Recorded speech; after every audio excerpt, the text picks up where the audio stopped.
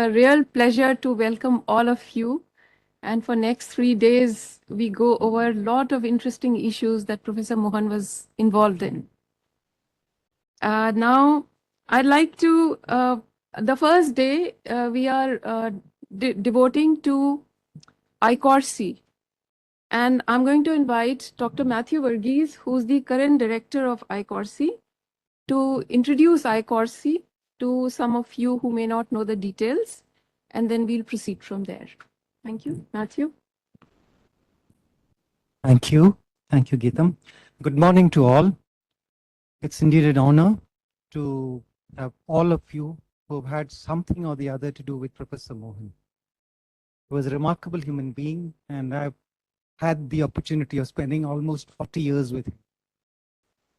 To me, it's an emotional moment. And when you're emotional, you tend to be a little less in ability to write prose. Remembering DM, as his students called him, as we all called him, remembering one of the finest teachers, remembering a passionate researcher, that passionate scientist who worked intensely for understanding the scientific basis of safety of every human being, constantly thinking out of the box, challenging conventional wisdom, looking for theoretical foundations in societal actions and reactions, fiercely independent, advocating passionately to protect the rights of the vulnerable, fighting for the right to life and safety of the poor and marginalized, a person who inspired and provoked many by the sheer genius of his wisdom. Remembering that DM who stood out in a crowd is what we are all here for.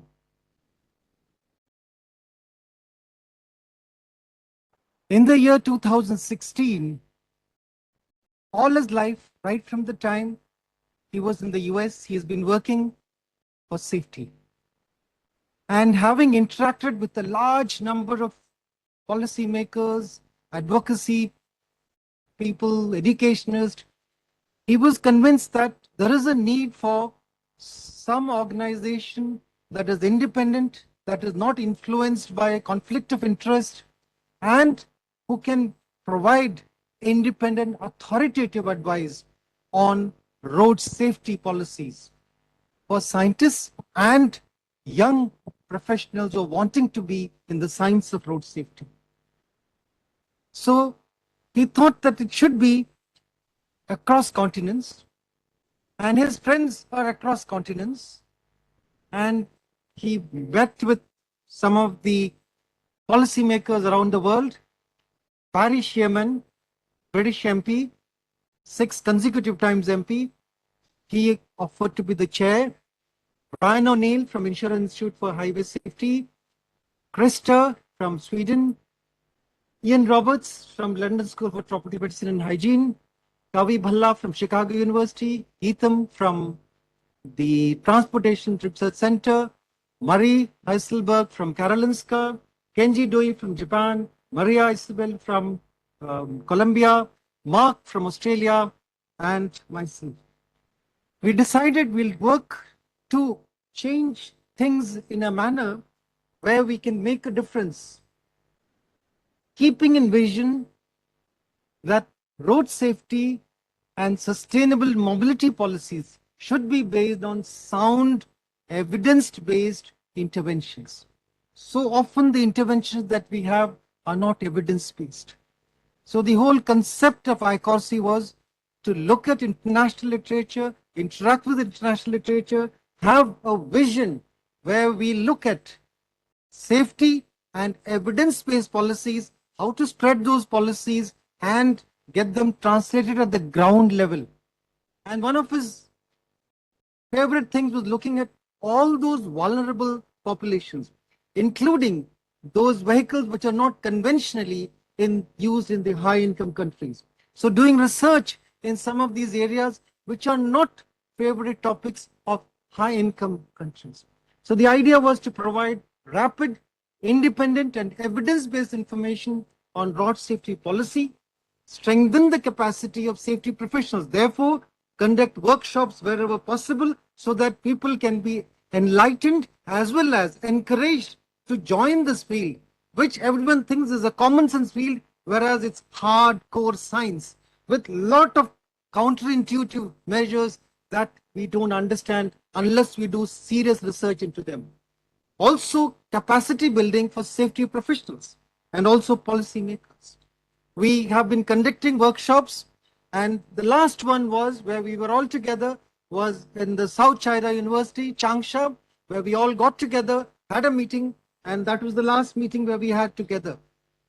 The last project that we were working was looking at evidence for actions in road safety. This was because many high-income countries have successfully adopted techniques to reduce deaths and serious injuries, whereas low-income countries and many middle-income countries are reeling under the burden of traffic-related deaths and injuries. Therefore, there is an urgent need to evolve strategies to reduce this burden, and measures that have worked in high-income countries may not necessarily translate. The classic example was this whole concept of lane driving that we have being promoted everywhere. It works only when the traffic is homogeneous. It doesn't work in heterogeneous traffic. It just doesn't work. So you can't copy paste what measures we have in high income countries to low income countries. So homogeneous population versus heterogeneous population. So we need to adopt, and where evidence is not there, generate evidences so that safety of the vulnerable can be taken care of. There is also a need to validate whatever existing evidence is available. Professor Mohan was fascinated by the idea of Donald Campbell, the originator of Campbell collaboration. Donald Campbell felt that governmental reforms can be seen as societal experiments. Fascinating. Governmental reforms are societal experiments to which scientific rules of evidence can be applied. So political decisions can be scrutinized with scientific evidence-based technologies. And Campbell believed that scientific evidence could be generated to estimate the effects of governmental reforms, resulting in better informed policy, practice, and ultimately improving people's well-being. Therefore, he decided, when he interacted with the Campbell collaboration, he was excited that we will have a collaboration and see what we can see, looking at evidence available and evidence generation for road safety issues. We have with us Howard White from the Campbell Foundation, who is going to take over from me and talk about what Campbell Foundation does and the activities of Campbell Foundation. Thank you, Howard, and welcome. Okay, thank you and morning. As Mathew said, of course, it's a great privilege and honour to be here to speak in this event in memory of Professor Mohan. So as you all know, approximately 1.3 million people die each year in road traffic accidents, and over 90% of those are in low and middle income countries. The Campbell collaboration, our vision is better evidence for a better world.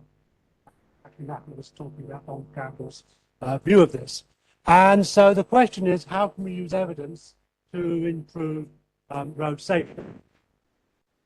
The fact is, one challenge in using evidence is just the sheer number of publications. So over 20,000 publications on road safety since 2000.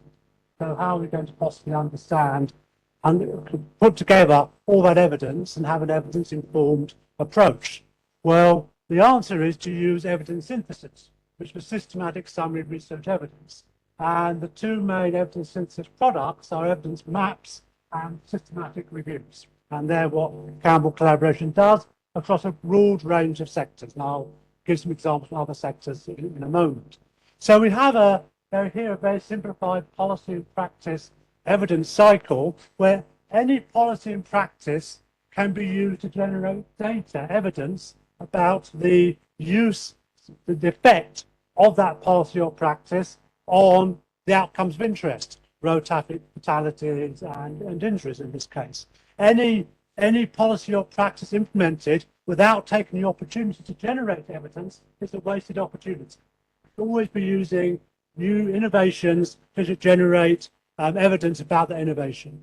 And then, of course, okay, so, of course, we take all that evidence and we synthesize it, and that's systematic reviews and evidence maps. And then there's a stage that people don't know so much about always, of brokering the evidence. So we want decision makers to use the evidence. They're not going to read these 20,000 papers or even our nice reviews. So there's this stage of knowledge brokering or evidence brokering, also about a bit, which informs policy and practice. So here's what I call the evidence pyramid, where we have data at the bottom, which is used to analyze to go to studies, and studies summarized in reviews. And then you have different ways of capturing those data. They're curated to different degrees. And then there's further knowledge brokerage. As we go up the pyramid, data is more heavily brokered or translated. And you get at the top what I call evidence-based decision-making products, EPDPMs. It's not catching on at all, I can see why, but evidence-based decision-making products. Yes? And these are how we actually affect policy. So, I'm on the wrong computer, but it's got a picture on this one too. Okay, so here's some examples. So WHO, the evidence-based movement, the evidence revolution, I call it, started in the health sector, so it's best established in the health sector. So WHO has over 200 guidelines on different topics, a wide range of topics, and WHO has guidelines on producing guidelines, and they say that WHO guidelines have to be based on high-quality systematic reviews. So all these guidelines are based on reviews. Now, you can go to the WHO guidelines site, and it's got a scroll down of many different conditions you can look under. Those conditions include road safety. So I selected that, and it says, unfortunately, we don't have a result matching your criteria. So there are no evidence-based WHO guidelines on road safety. There's some checklists and stuff, but actually there are no guidelines on the guideline page. This just told me. Now another example of what I call evidence portals. This is from another area called on youth offending. So it's an area we do quite a lot of work with a work centre in the UK. And on a toolkit, you have different approaches that can be used to address the problem. So these are approaches to reducing youth offending. Of course, they could be approaches to improving road safety. And there are three key metrics: the cost, if it's high or low cost; the quality of the underlying evidence, whether it's a large evidence base showing consistent findings and so on; and the impact, whether it's low, harmful, large, medium, and so on. And you can click on any one of those items and you'll read more about it. We've got this is the top level. You can go down to the second level, which describes the intervention, tells about implementation issues, tells about moderators and so on. And then the third level is a technical report. And that technical report is based on a systematic review. There are Campbell reviews where they're available, and if it's not Campbell, then we use other reviews. So this toolkit is being used in the UK to inform policies to reduce youth offending. So the Prime Minister's Office has a big fund, and the intervention funding have to come from the toolkit as being shown to be successful. Department of Education the same. Various youth offending teams use it to inform their work around the country and so on. There's an equivalent toolkit for teaching and learning to improve education, and 2/3 of schools across the country use that toolkit to decide on what to do in the classroom. So 2/3 of schools in England use evidence to inform what they do in the classroom, and that evidence is based on systematic reviews, not because head teachers are reading reviews, because you have a good knowledge brokering product like a toolkit that tells them what the evidence says without them having to go back and look at the evidence. So that's what we want to get to, is to have those products. First, we need the reviews. I'll come back to that. So where did we find the reviews? We did an evidence gap map. So we did an evidence gap map over 2,000 studies on youth offending, and that identified the reviews to build the toolkit. It was a 2-year process. So back in the pyramid, we do evidence maps to survey the base of the pyramid. And once we've surveyed the base of the pyramid, we know what we've got here. Are there any reviews we can use to build the top of the pyramid? You need a strong base for the top to stay up. So if you've got a lot of reviews, got a lot of studies, you can build the top of the pyramid. If you haven't got so many studies or reviews, you need to actually invest in studies or invest in reviews, depending what the case is.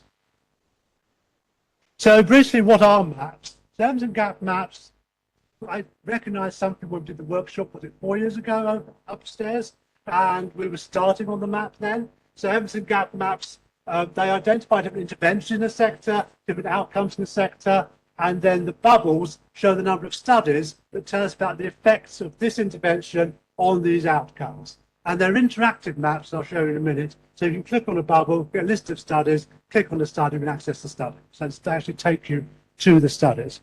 So EGM is a systematic presentation of all available evidence for a particular sector, in this case road safety. And we're looking for effectiveness studies. And this is a road safety effectiveness studies map. So it's not all 20,000 papers in the last 20 years on road safety. It's only those with the effectiveness of interventions using some design with what we consider to be a valid counterfactual. And we had, sitting up in Dinesh's office upstairs, long discussions about various study designs, whether we would include them or not.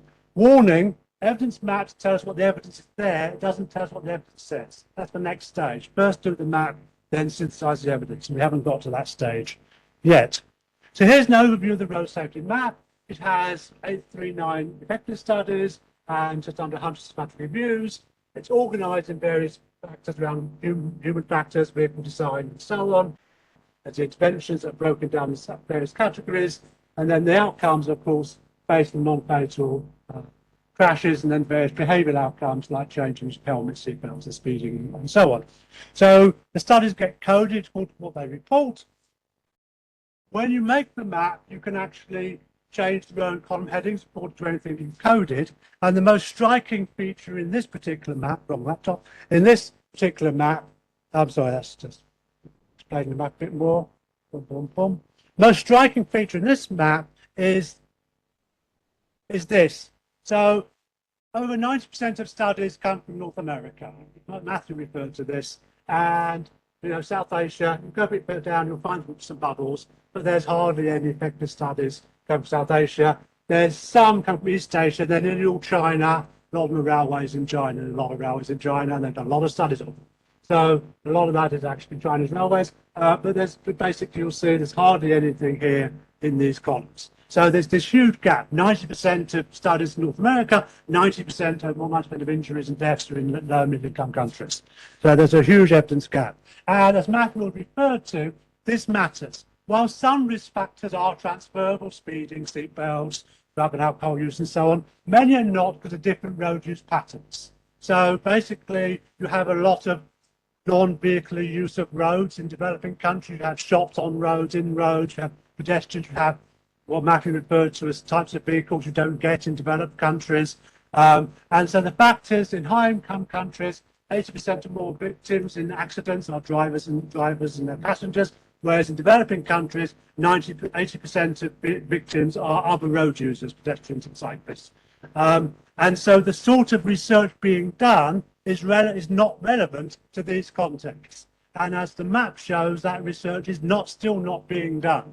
And so there's a huge research gap, the sort that Dinesh was trying to fill with the research he was doing on saying, well, let's look at relevant vehicle design when actually the main fatalities are other road users, front-end engineering rather than passenger safety. So that's identified this gap, and if there were more studies, we want to synthesize them. There are really very few studies on appropriate design for low middle income countries. I just mentioned just the interactive nature of the map. So you can hover over a cell. Here's enforcement and fatal crashes. There are 100 primary studies, 90 reviews dealing with enforcement and fatal crashes. And you can click on that cell and get a list of all the studies. And then you can click on any study in that list and you get a link to the study itself.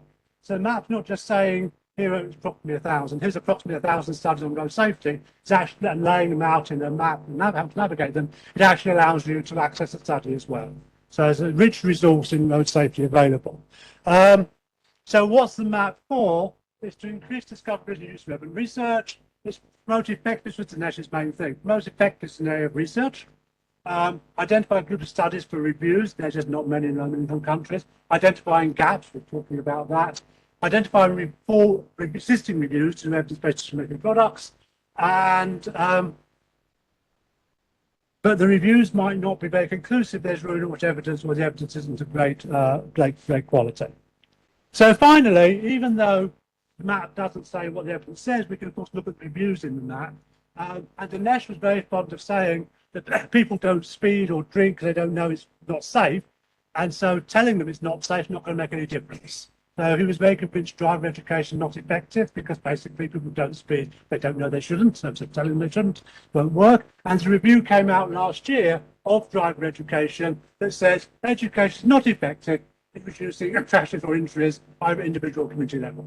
So Dinesh's very strong held view that driver education is not effective is supported by this most recent review of driver education. So thank you everyone. Want to learn more about Campbell and maps, go to our website.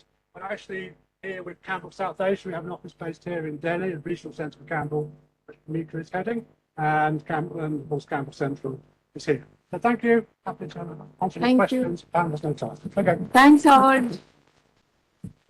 So thank you. Now we move to our first technical session. And before we move, I would also like to extend our special thanks and gratitude to Dr. Rakesh Mohan and also to Dr. Peggy Mohan for being with us today. And we hope to see you all through. Thank you so much. So now we move to the next session, and I would like to hand over the proceedings to my colleague, Professor Kalga Ramchandra Rao. He will take it from here. Thank you. Good morning, everyone. Thank you, Professor Tiwari.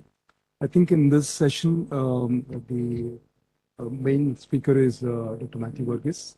This session will be chaired by Dr. Amit Gupta. Dr. Amit Gupta works with the JPN Apex Trauma Center in AIIMS and is also an additional professor of trauma, surgery, and critical care. And now coming to the main speaker, Dr. Mathew. He's the orthopedic surgeon with over 3 decades of experience at St. Stephen's Hospital. Thank you so much, Dr. Rao. And first of all, I must thank Professor Geetam and Dr. Mathew also for having involved me in such a wonderful deliberation, which is obviously out of my comfort zone because we all, love to work in silos, and the doctors will work in their own silos. The technology people would like to work there.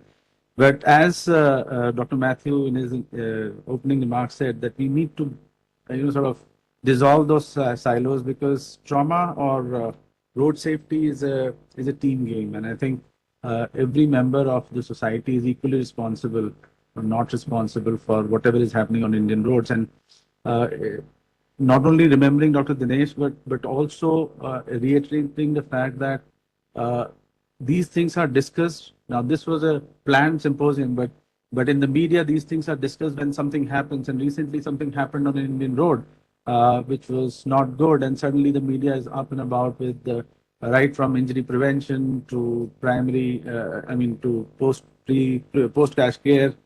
But then after that, it dies down and it leaves us scientists and researchers to think about what is going wrong. And I think it's I'm very happy to see the initial presentations about generating gap maps. It's very, very important in today's world that we have some evidence, scientific evidence to back our decisions and policies. And Dr. Mathew needs no introduction. As Dr. Rao said, he's one of the finest orthopedic surgeons and trauma surgeons in India. We all love to work with him and listen to him. And let's listen what he has to say on the evidence gaps in pre-hospital care, because pre-hospital care is very, very important, because we are, as trauma surgeons, are at the other end or at the receiving end when we receive the patients in whatever state they are brought. And obviously, if there is no good post-crash care or pre-hospital care, they are brought in a very sad and very serious condition. So there are definite gaps in pre-hospital care, which probably Dr. Mathew would enlighten us with his talk. Dr. Mathew, please. Thank you, Amit. Again, thank you for being here, and thank you, Kalga, for the generous introduction. Medicine, modern medicine, is not so modern. It's very, very recent and nascent in its understandings. Modern is a term which keeps changing. COVID would have exposed the limits of knowledge of modern medicine and our understanding of modern medicine. And as they say, medicine is an ever-changing science. We need to keep looking at what is the evidence and what is working and what is not working. Practice of emergency medicine particularly is increasingly being shifted to evidence-based medicine, but generating evidence in emergency care is a real challenge. Most of it until recently has been consensus-based, and there is a problem with consensus-based guidelines. The clinicians that are endorsing, when they are asked to generate guidelines for treatment for post-crash care, they look at evidence, they'll find only case reports, case series, but not hard evidence as Howard just mentioned. So they feel pressured, they have to generate something, they adopt interventions which are consensus of experienced surgeons or experienced clinicians. And if you look at the levels of evidence, it is at the bottom. Experience of a surgeon is at the bottom. It's only because they are biased by so many biases and conflicts of interest. So it can be problematic. Pre-hospital care excited Professor Dinesh Mohan abundantly. He did a community outreach program with some of us, and we went to villages in North India, Sonipat, Haryana state. Agricultural visits every weekend. We would go there. Adarsh is here with us. We would go there together. Dinesh and Imrana Kadir, all of us would be there with field workers with horrible pressure injuries of the hands. And they came in crops. When you see the exhibition downstairs, you will see grains of blood. That was a lecture that he gave many years back, because how many hands are crushed and lost in producing the grain that we have for our daily breakfast and meals. So he was really troubled by that, and he wanted to do a real study. And he asked me, you must be getting many patients with severe complications of delayed care for first aid and for emergency interventions. I said, the textbook tells us many things, but actually we don't see that many as I would expect. Oh, why do you think so? And that set me thinking. That was my journey in 85, 86. That's my journey when we started looking at it. I started looking at the literature, and even today, it's a real challenge to get hard evidence on many of the things. So when we had the training from the Campbell Foundation, training some of us in the process for the building of the pyramid of evidence, the first was the gap map. When all other preventive measures have failed, we have your post-crash care coming in, and that's only one component to reduce the calamity from the crashes.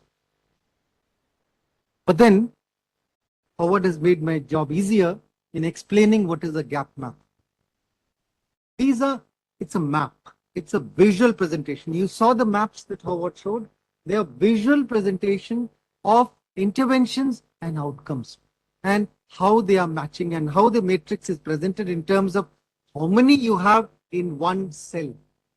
Larger the number of cell filling with papers and reviews, you know that a lot of people have been working in this area. So evidence gap map lets us know what is out there. It provides a graphical display with strong, weak, or non-existent evidence.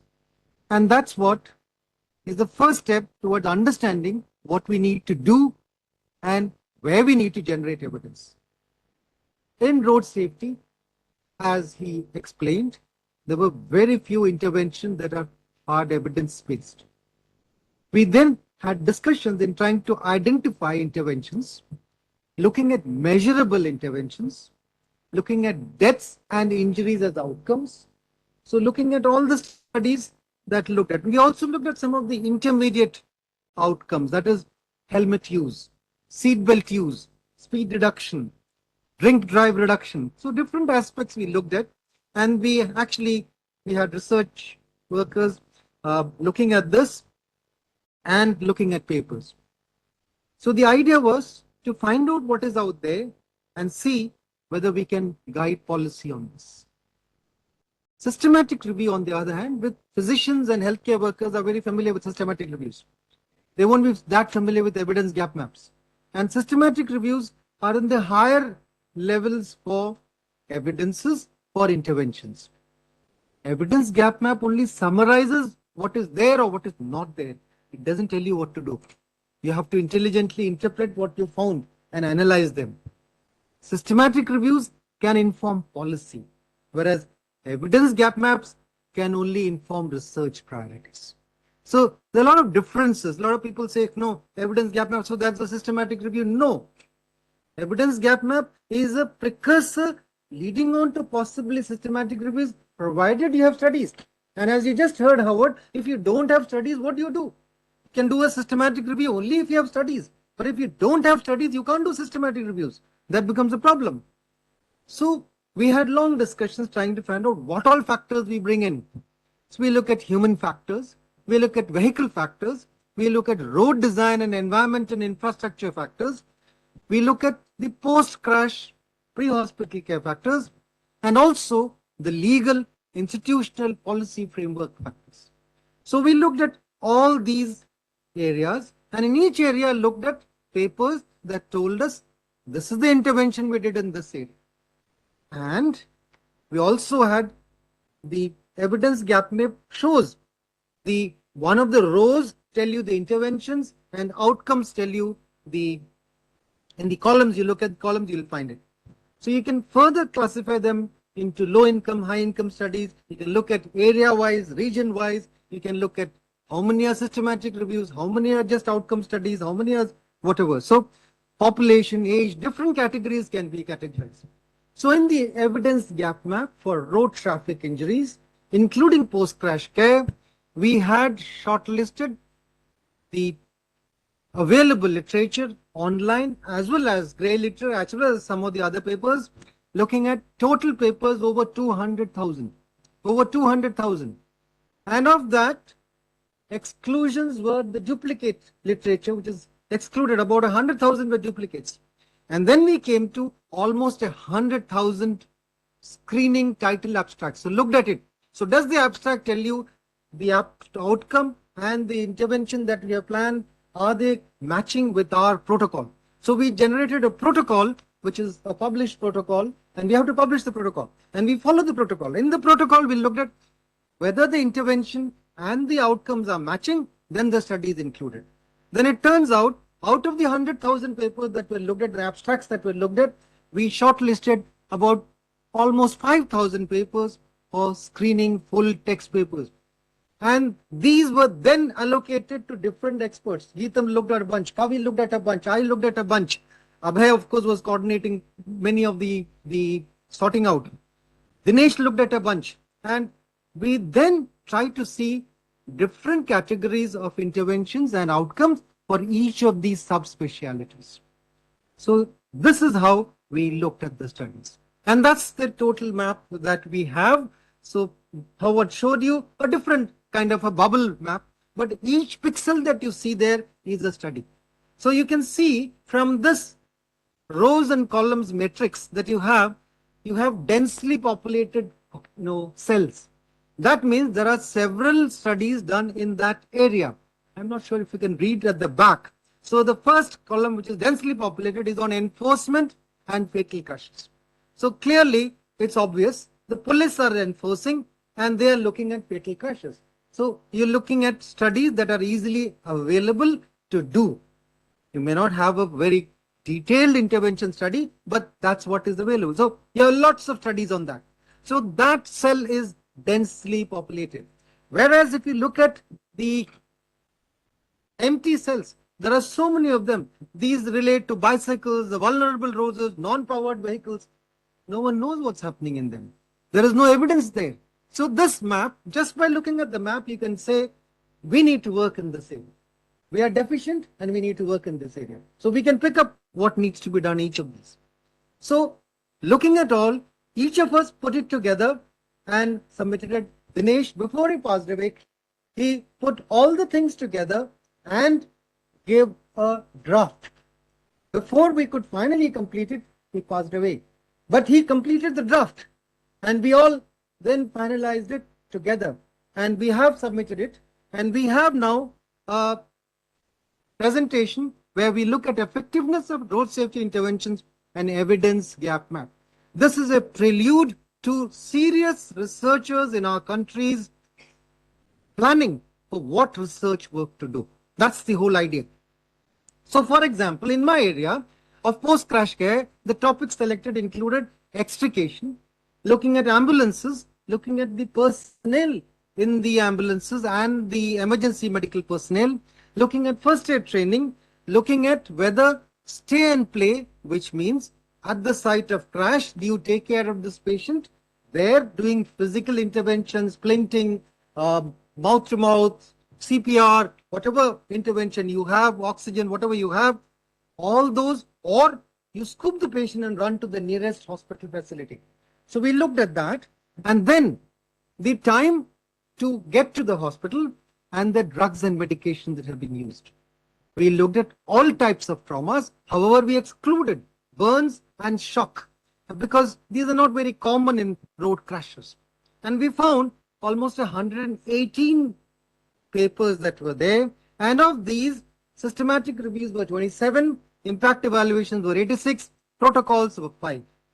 Studies on ambulances were 59, medical personnel were 27, time to hospital was 24, stay and play versus scoop and run 4, extrication 1.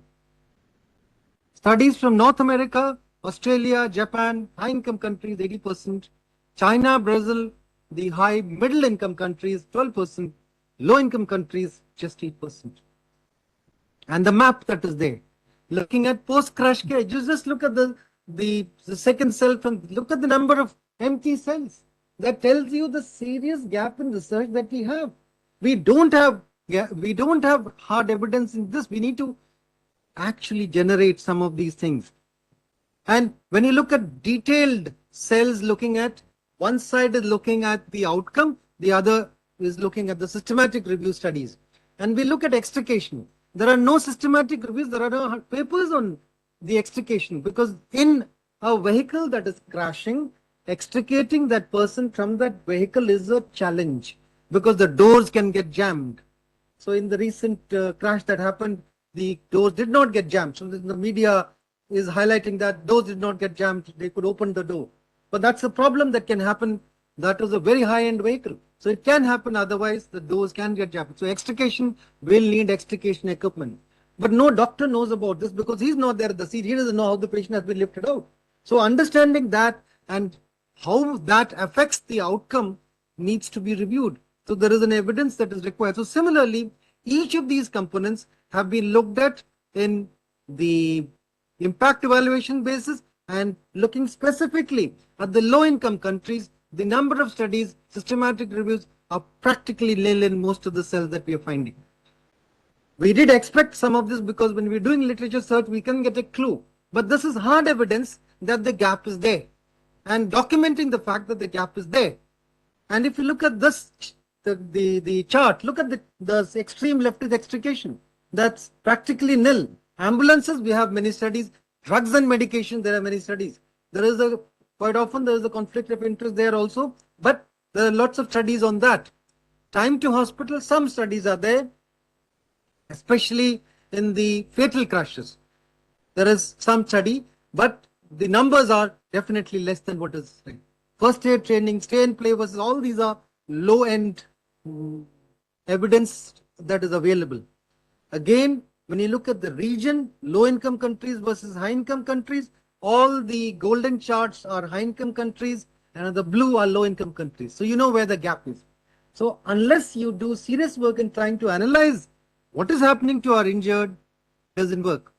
Whereas any number of persons would talk about scoop stretchers, spinal immobilization, head stabilizer, all these are measures that are there, but there is no systematic review or control study on this. Few studies are there which talk about some problems, but that is not there. But the most important denominator that people talk about is speed. So when you look at the time to hospital, the golden hour, encourage people to speed to hospital. Yes, there is a need, but how much is the delay that is scientifically acceptable in a given case? Do we have the science on that? So the golden hour, though, is there as a verbal rhetoric, but to emphasize the importance of early care, that's not based on hard evidence-based systematic reviews or hard evidence-based data. It is based on actually it is the presidential address by the American College of Surgeons president, who presented it as his emphasis on early care for the injured in one of the meetings.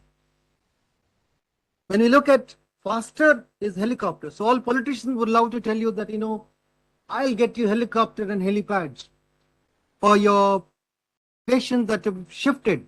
Nearly all the studies have poor sampling and high selection bias. So when we looked at these, so though there is a warning on that, but what we found was there were many studies that were there on helicopter. Recent studies are there, many of them are there. But actual detailed ones which tells you that this is good evidence was very poor. And again, most of them from high income countries. Why is it being reviewed in high income countries? Why is helicopter transport being reviewed in high income countries? Do you know why? Because helicopters are the most unsafe of emergency transportation methods. In fact, in a review, when we look at 1998 to 2012, 139 crashes of helicopters that killed 120 people. And we are here to save people, and we're actually killing them in transportation. That's true for ambulances also. Speeding ambulances are killing people. That's where the reviews have started on. So it seems that looking at all the papers, that very little is happening. So whatever outcome changes that we are seeing is because of what is happening in the hospital. The international evidence is also looking at what is happening in the hospital, but we don't know what is done before. We don't know the long-term outcome and the rehabs of these. So this is something we need to review very carefully. Again, everybody teaches about education. How about just told you about education, but knowledge and skills for some of these psychomotor skills in first aid. These are psychomotor skills. You have the cognitive input, which is there, and then the psychomotor skills to translate them into actions on the field level. The first aid training, how does it affect? So research, and there are papers on this, but not sufficient enough, and not sufficient enough systematic reviews to get to the apex of the pyramid. There are newer technologies with telemedicine. Everybody talks about telemedicine. Everybody talks about applications. We don't have serious research on these areas.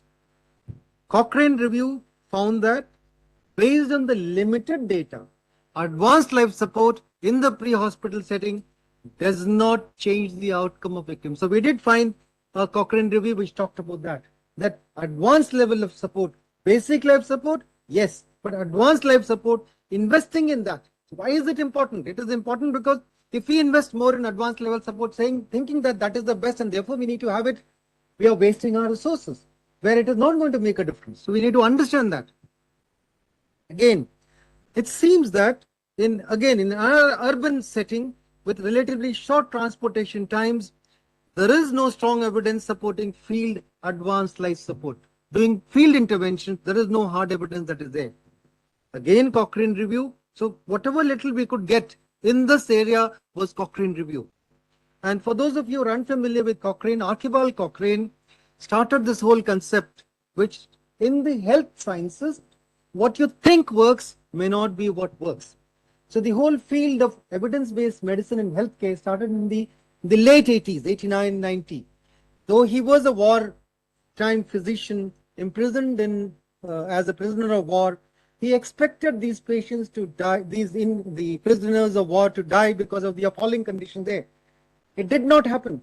That set him thinking, why is it that I expected them not to survive based on my understanding of medicine, but it didn't happen. Exactly as Professor Mohan asked me. You must be seeing several complications from these serious thresher injuries that you see. They're grotesque. They're mangled extremities. I expect that they're going to shock and other problems. I did not see that. That set me thinking. So that set Professor Mohan thinking. Similarly, Archibald Cochrane did the thinking, and the whole concept of paper on the evidence-based medicine happened in the late 80s. And in his honor, the healthcare database on evidence-based medicine has been generated, maintained in the UK, and it's a very serious way. So anything you want to look at in healthcare, is your doctor telling you the right thing? Just look at Cochrane reviews and you'll get the nose whether the operation is required or not required. So you can look up the Cochrane review and get some guidance on that. Again, in emergency care, the only medicine which has been shown to have hard evidence in terms of making a difference has been based on with what our friends and our member from the ICoRSI, Ian Roberts, has done, looking at the CRASH-2 trials on the role of tranexamic acid.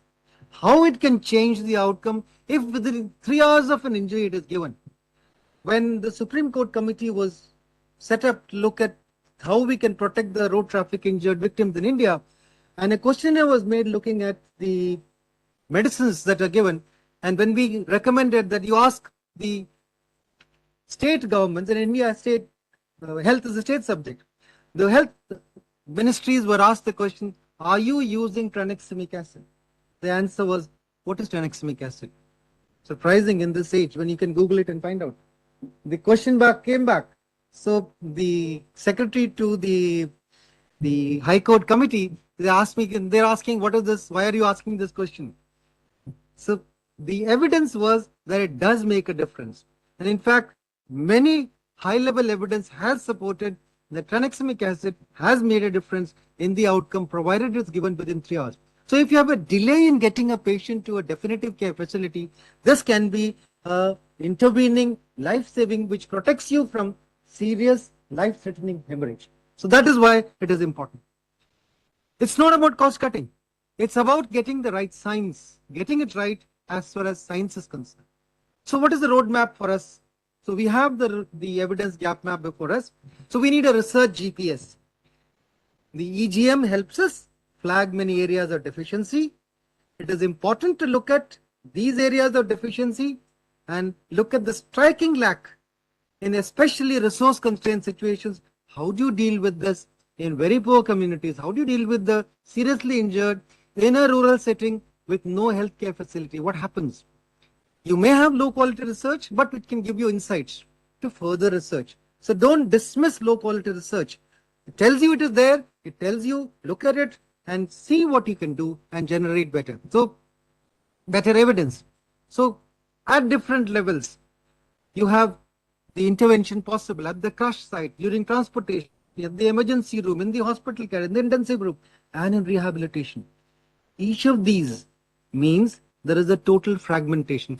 We work in silos, as Dr. Amit mentioned. We are in silos. Surgeons get into silos. We don't step out of our silos. Unless somebody is there looking out at the big picture, we wouldn't know what is good and wouldn't know what is. So we need to recognize research methods and research interventions that are required for the field of post-crash care as shown by the evidence gap map.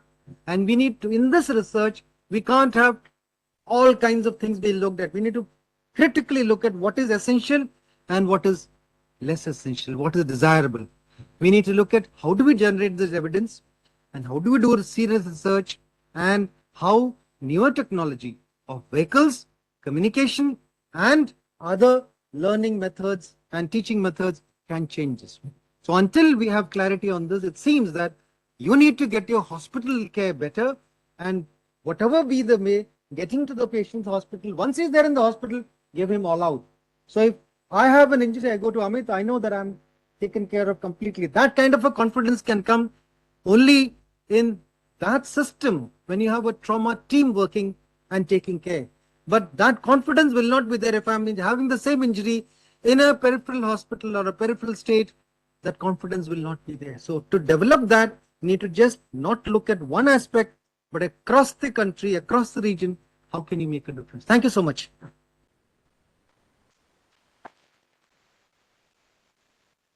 Thank you, Dr. Mathew. I think a very, very enriching, enlightening talk, even for me, who's been working in so-called medical research for so many years. And I think the importance of evidence gap maps is very apparent after what you've talked and what probably Campbell Foundation is doing. So because it gives you a starting point, at least it gives you a starting point to scientific researchers as to where the gap is and where to invest your efforts and your money.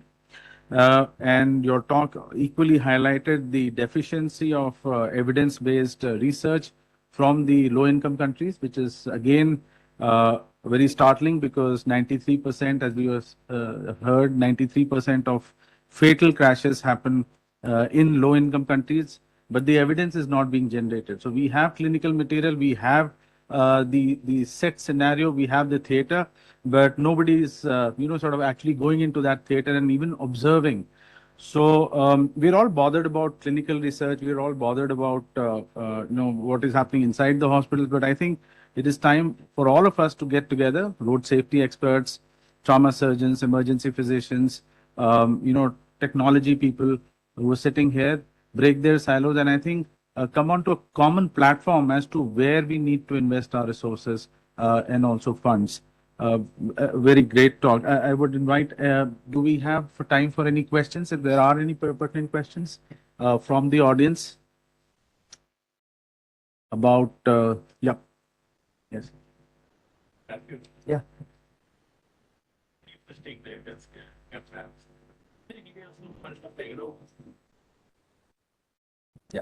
Yeah.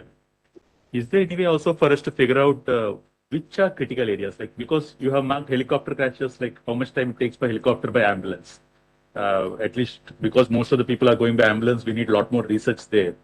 So if somebody is looking at doing research, do we also know which are the areas that can have gaps in this evidence gap maps, like where it is more important to do research? See, gaps are there in all the pre-hospital components in the low-income countries. That is quite evident. We have serious gaps. But the problem comes in the hospital. So, in fact, this is one of the most exciting things that DM and I call him DM, but Dinesh and I would often discuss that, his dream was to look at how a seriously injured patient taken in whatever method and whatever mechanism to a hospital in India, how does he survive and what is his outcome compared to a similar injury patient in a high income country? Are there likely to be differences? So then you can know. But this kind of a research, we started it by comparing a hospital in Göteborg, Gothenburg in Sweden, and in my own hospital. But when we looked at the data, we did collect data on several patients trying to understand. We looked at all the aspects: time, intervention, first aid, who gave the first aid, what vehicle was used. We looked at all the aspects. But when you try to compare the data from the two hospitals, the level of trauma patients there were all, most of them, high-end crashes with very serious critical injuries. Whereas the patients that were that level in my hospital were less.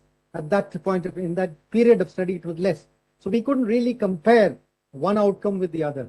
But then we can clearly see from what are the differences. So if you look at the protocols for outcome measures, one of the measures that we look at is how much time did it take for a trauma victim to reach a definitive care facility. That's one intervention that can change things, how fast you reach. But does it really change? We don't know. So that's one area for opportunity for studying, where delay can make a difference in different injuries, different serious levels of injury. That is one area. What has come out very clearly, it is not what you do on the field that matters, what you do in the hospital that matters. So if you were to look at serious research, what hospitals are doing and the trauma team that is there in a hospital like Amit's, that can make a difference. So with existing facilities, how across the board improving trauma care will make a difference. So there are different aspects, there are layers that we can go, and one by one we can make a dent into it. But overnight it's not going to happen, it's difficult. Yeah, Deepak, I think. There are so many empty cells. That's the problem. I have a very generic question for what Dr. Gupta said. He also said that every time there's a big crash, we suddenly talk about everything. And every fly by night experts come, they say something else.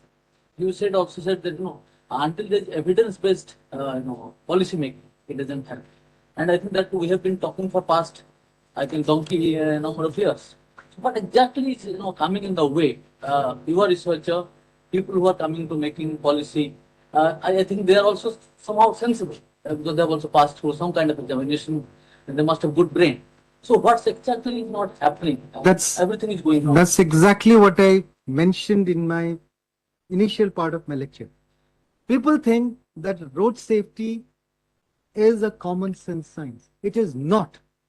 It is totally hardcore science. It is not a common sense science. The problem comes when you have a major incident like what happened 2-3 days back and a major VIP is involved. When you start talking about seat belts, everybody wants a seat belt. But as to quote Professor Mohan again, there are more people outside of cars in this world than inside car. So if you have everybody wearing seat belts, everybody having a car with airbags, how many people will you save? And in the number of people, as Howard mentioned, how many are getting killed inside cars? I'm not saying they should be. It should be safe. It should be. There's no reason they need to die. But the environment also needs to be done. So the reason that you don't have anything happening is, one, there is no central agency with a policy making, decision making ability with a budget. With a budget, you can't do things. You can't just be having something without budget. With a budget to do research and make recommendations to the ministries that are involved. So here what will happen? Different ministries will recommend many things. So the media will talk about something. Some politician will get and say, announce, we will do this. And that is the end of the story. There is no serious follow-up. There is no serious compilation of what's happening and before and after. There is no before and after study. And unless that happens, you don't know what happened and what made a difference. Unless you have a lead agency, and in fact that was recommended in the Sundar Committee. The Sundar Committee, which was tabled before the Parliament, which was pending approval, had that concept of lead agency with a budget to do research, to recommend what needs to be done. So in such an event, what is required in such a major crash? Everybody is talking only about rear seat passenger seat belt wearing. They died because of that. Is that the only reason? No. They died because of the environment, the divider, the concrete, all. Geetam can tell you, I'm not the expert in that. She can tell you far more than this. All the failures that are there which led to this. That seatbelt was just one event, that one cell in the human intervention and the vehicle during the time of crash, what we did. Just one cell. Haddon's matrix tells you 9 cells where interventions can be done. Are you doing all those cells activities? No. Does anyone know about Haddon's matrix? That is the problem. How many policymakers know about Haddon's matrix? US did not change their safety protocols till the 70s. Until Bill Haddon, with whom Dr. Mohan was very fortunate to have worked with in his early years. He was one of his earliest employers and trained with him. Bill Haddon actually showed that the single factor is not the factor to be looked at, multifactorial time-space analysis. 9 cells in the causation of a seriousness of an injury. 9 cells. When you talk about education, we look at only 1 cell. That's it. Howard clearly showed education. And in India, what will happen? Educate the driver. So they would go around educating the lady that was driving. In future, reformative education for her so that in future, nobody dies with her. Doesn't work. Doesn't work. Yeah, I think Deepak, secondly, you talked about generation of evidence, and I've had a fair amount of, experience of doing systems research, even though it was just feasibility, whether we can have certain interventions or not. Again, as Dr. Mathew said, it's very hard to convince policymakers or people who are funding you to do systems research because A, it is difficult to do. B, it takes a lot of time to generate that evidence, the same amount of evidence. And secondly, everybody is looking for a higher grade of evidence, sort of RCTs and things beyond that. But in emergency care, as Dr. Varghese said, it's very, very difficult to generate that kind of evidence. I would say that even observational studies are not there in pre-hospital care, leave aside, RCTs or anything else. So as Dr. Mathew said, the ABC of systems research, I would say good research, like ABC of life support in medical science, ABC is absolute budgetary certainty. which Dr. Mathew said. ABC of research is absolute budgetary certainty, which none of the funding agencies, I'm sorry, sort of guarantees you if you're doing systems research. So the surgeons are happy doing research on fractures of femur or on chest injuries. They're not bothered about what is causing that chest injury or rib fracture. They're not bothered about the pre-hospital aspect. Any other questions or comments? Yeah. Yeah, man. Yep. I'm very pleased that this first lecture matches so well with the last session we have in 3 days, because you are talking about evidence and research, and we likely will discuss that there is no evidence in decision making. And that brings me to 3 very quick comments. One is that you talk about evidence-based research, you talked about consensus-based protocols, but you failed to mention eminence-based decision-making, and I will come back to this on Friday. My questions do not relate to post-crash care itself. They relate in general to the field of road safety. Definitely there are gaps. My question to the research community, and I'm part of it, is can we please be clear when is research specific to low-income countries needed? Because it's easy to say no studies are available for low-income countries. The question is whether they are needed. Do we need to prove effectiveness of helmets in low-income countries? Likely not. So I think that these maps, as good as they are, could become even better, more helpful for funding of additional research if there was a qualifier on when is that specificity required. Otherwise, we're declaring a gap, but we are not guiding on when and how first prioritize. You called it the Google GPS for research, which links to my second question. Knowledge is of interest to those of us with a weird character. Information is only valuable if it changes the decisions that you make with that information. The value of information is what's very important in here. So the second element to fill in this table, these gaps, with some cleverness, is to identify which research do we need to make things different and what things need to be made different. And so I'm adding one more cell to the gap. But I would like to hear your thoughts on those 2 points. Yeah. For example, thank you for asking that question. For example, do you need this? You already highlighted that. Do you need research that helmets save lives? One of the early part of the research that Professor Mohan did was on helmets. And what was the conclusion? The conclusion, in fact, the Motor Vehicle Acts and all those things, ISI standard, BIS, Bureau of Indian Standards. A standardized helmet is recommended, and that is what is to be used. But if you want it to be used across the country, it has to be that whatever is available, does it make a difference? We looked at different types of helmets. So what is the conclusion? All helmets are protective.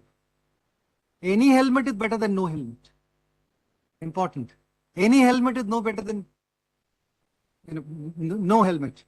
So that understanding that you don't need research to prove that helmets are effective, you don't need to redo that study. Those are areas which are there. However, looking at, say, for example, a new cars assessment program is there, which is a protocol looking at inside of cars. There is enough literature in the West looking at airbag safety. See, do we need to do research in India? Does it work? Enforcement of helmet. How do you change that? How did Vietnam do it fascinatingly fast and well? And how are we not able to do it? That's a social science research that we need to do. So here is some field. This is a field which is not intuitive, common sense. You need serious social scientists. We need serious communicators, educators, enforcement people, and legal and other experts to understand how do we look at communities to get them to adopt safer measures. So again, to quote Professor Mohan, people internalize the risks that they are facing in day-to-day life. So if their perceived risk is low for an activity, they will take that risk. If the perceived risk is low, they will take that risk. If the perceived risk is high, they won't take that risk. So that perception gap, social scientists, how do you look at it? How do you deal with it? We don't know. We don't need to research into these known hard evidence. What we don't know is when you introduce that level of car in a heterogeneous road environment, which is totally unsafe, how do you then still make it safe? We need research on that. So the societal context, so the environmental context, the mix that is there, how do you deal with that? Those are interventions that we need to analyze and study seriously. And that's what Geetam and her colleagues have been doing. Fascinatingly, the insight that they have is far better than the insight that anybody else has. But then here is an expert coming from, that's why the whole thing about homogeneous traffic. Homogeneous traffic, when you go to high-income countries, the traffic is homogeneous. Here you have the same car mixing with bicycles, street hawkers, animals, and everybody else. How do you create safety? And you have newer technology coming in, autonomous vehicles also coming in. How will the autonomous vehicles perform in such an environment? That's a challenge. So these are areas of how do you change things, which you need to study. So the societal impact, how do you deal with the technology introduction in a society? How does that impact the vulnerable? That was the prime concern that we have. People outside of cars are your concern. Inside of cars, people have choices. Outside of cars, people do out of compulsion. People outside cars do not have choices in what they do. They are doing that because they have no other method to make a choice. So can we make a difference in safety to people that have no choices? That was his priority. Thank you, Dr. Mathew. I think one more. Yeah, please. The last question probably, then we'll break for tea because Yeah. the time is, yeah. Yeah, 2 minutes. yeah, I'll say it in 1 minute. Thank you very much for this presentation. I've spent my last 18 years working at the level of producing guidance. Remember the ones Howard has talked about, and I worked with Professor Dinesh and Geetam. So I'm doing it now. We are producing guidance from Tadejo on pedestrian safety and on helmet. And Geetam and I are working on this. So the question now, we've been looking for this evidence for crash care. And for sure, we didn't get much. So my question to you is, when will you produce this paper?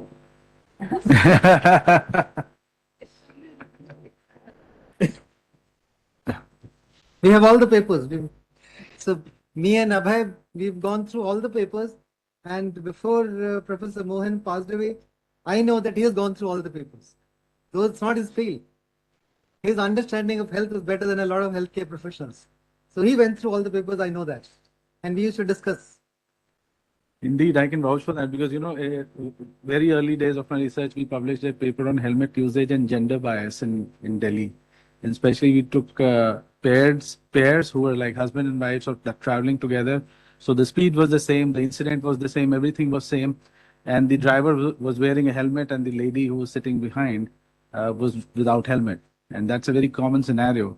And we could publish that paper in World Journal of Surgery. And as soon as the paper was published, I got a call from Dr. Dinesh, you know, so he kept on reading things which interested him, especially in road safety, and said that it's a wonderful evidence which you've tried to generate. You know, we'll try to use it in saying that pillion rider, that two females need to have helmet.